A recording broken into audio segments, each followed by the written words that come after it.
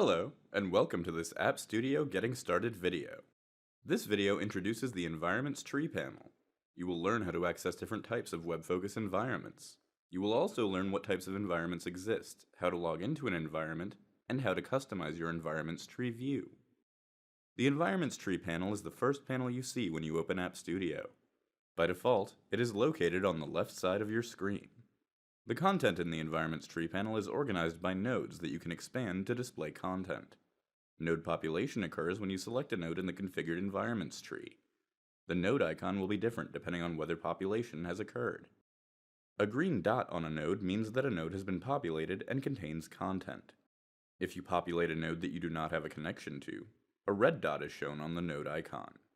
If a node has not been populated, App Studio does not know if there is any content in that node, and no dot is shown on the node icon.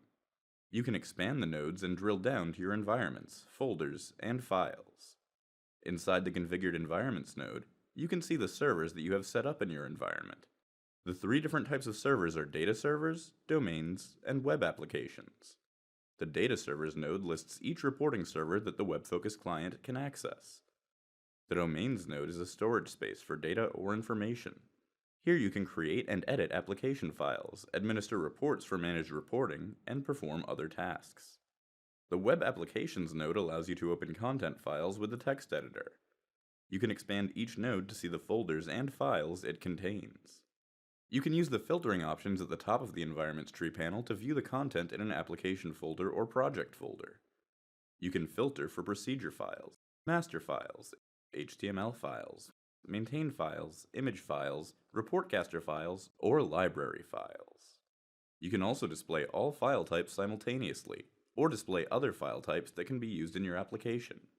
You can also use sorting options to view content differently using the View Options menu.